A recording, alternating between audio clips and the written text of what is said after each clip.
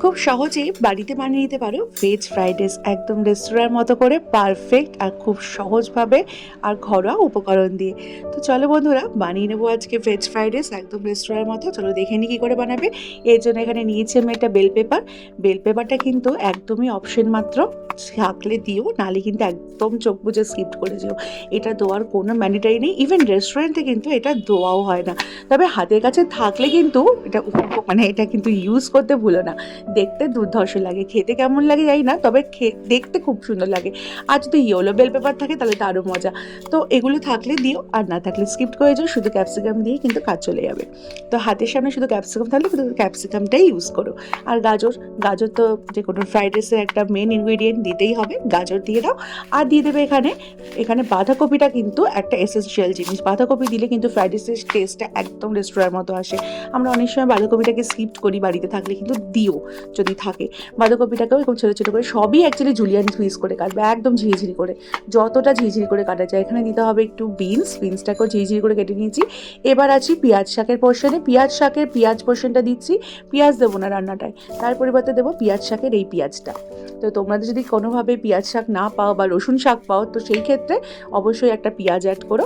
আমি যেহেতু এখানে পেঁয়াজ শাকের পেঁয়াজটাকে ইউজ করছি, তার জন্য পেঁয়াজ কিন্তু স্কিপ করছি। এই পেঁয়াজ শাকের শাক পোর্শনটাও কেটে নিয়েছি, পেঁয়াজটাকেও কেটে নিলাম জুলিয়ান শেপে। এইবার ভিজিয়ে রাখা বাসমতি চাল 500 গ্রামের মতো, পুরো যে ইনগ্রিডিয়েন্টটা দেখাচ্ছি আজকে সমস্ত কিছু কিন্তু 500 গ্রাম চালের অনুপাতে দেখাচ্ছি।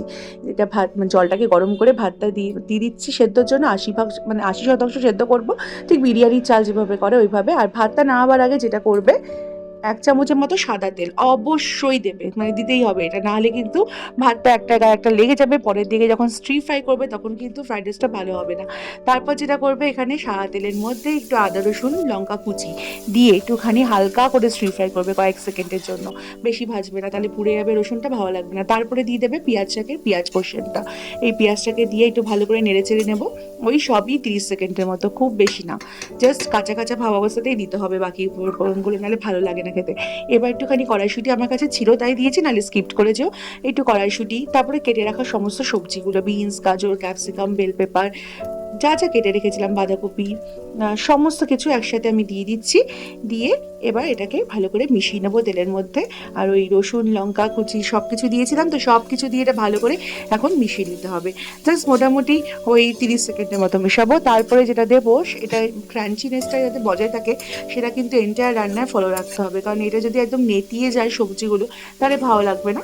তো ওই জন্য ক্রাঞ্চিনেসটাকে কিন্তু অবশ্যই মাথায় থাকে যাতে, সেটা মাথায় রাখতে হবে। এবার এর মধ্যে দিয়ে দেবো সামান্য একটুখানি নুন, সবজিটা ভাজার জন্য যেটুকু লাগে, জাস্ট হালকা করে সবজিটার মধ্যে নুন বসানোর মতো নুন এর মধ্যে একটু অ্যাড করব।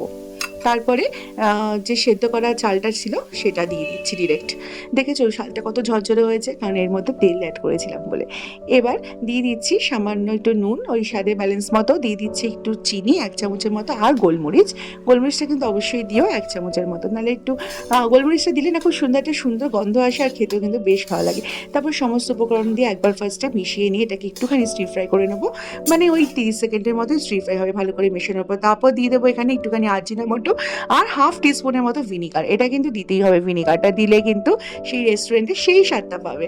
আর দিয়ে দেবো 1/2 টিস্পুনের মতো সয়া সস। তারপরে পেঁয়াজ শাকটা দিয়ে এবার কিছুই না, এটাকে হাই ফ্লেমে ভালো করে 2 মিনিটের মতো স্টির ফ্রাই করো। এই লাস্ট স্টির ফ্রাইটা একটু হাতে সময় নিয়ে বেশিক্ষণ করবে, আর এটাকে কিন্তু 2 মিনিট হাই ফ্লেমেই করবে, ফ্লেম কিন্তু কমাবে না।